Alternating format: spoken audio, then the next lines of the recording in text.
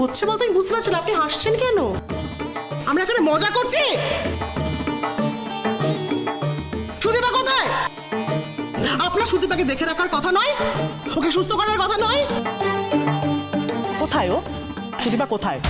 হ্যাঁ মানে আমি কি বলবো, আমি তো এবারের কাজের লোক, তাই না? ও সুদীপা তো আপনাকে ভীষণ পিষি পিষি করে, এখন আপনি কাজের লোক হয়ে গেলেন। কিন্তু আপনারা তো সেটাই মনে করেন। না না, আমরা কোনোদিনই আপনাকে ওইভাবে ভাবিনি। হ্যাঁ কিন্তু আসলে তো আমি এই আপনি চুপ করবেন। আমি পরিষ্কার একটা কথা জানতে চাইছি, উত্তর দেবেন। সুদীপা কোথায়? আমি কি করব? জামাই বলল যে আসলে জামাই বলল যে নিয়ে যাবে। মানে ও বললো, আপনি বলতে পারলেন না যে এই অবস্থায় নিয়ে যাওয়া যাবে না? আচ্ছা ঠিক আছে, ওনাকে বলে তো লাভ নেই। আদিত্যই তো সুদীপাকে নিয়ে বেরিয়েছিল। আদিত্য, কি ব্যাপার কি?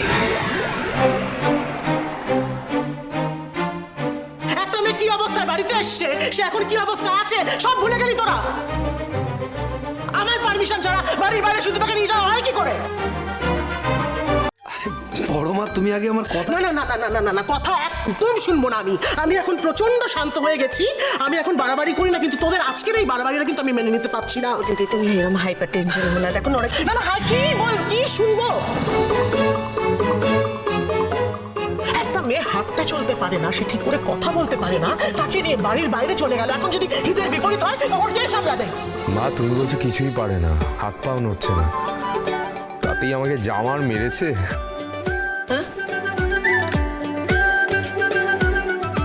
মার মেরেছে মানে? বিশ্বাস হচ্ছে না তো? এই দেখো দেখো,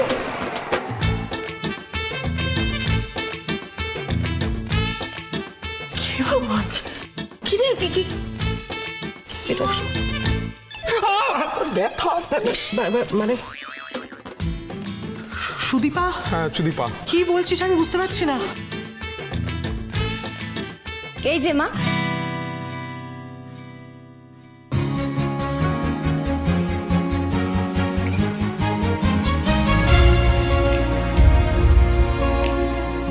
আসামিকে আমি নিয়ে এসেছি।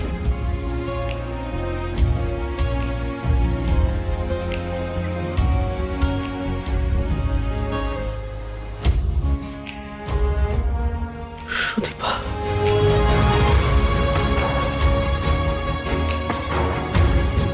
আমাকে আসামি বলে দাগিয়ে দেওয়া হচ্ছে বড় মা। আমার কোনো দোষ নেই, সবাই মিলে আমাকে ভুল বুঝিয়েছে। ও কথা বলছে দিদি। ও তো নিজে হেঁটে এলো। তুমি ঠিক হয়ে গেছো সুদীপা?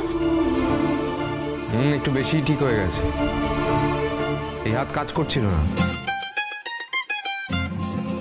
এখন যে হাতে কাজ দেখলাম 4 গুণ জোর বেড়ে গেছে।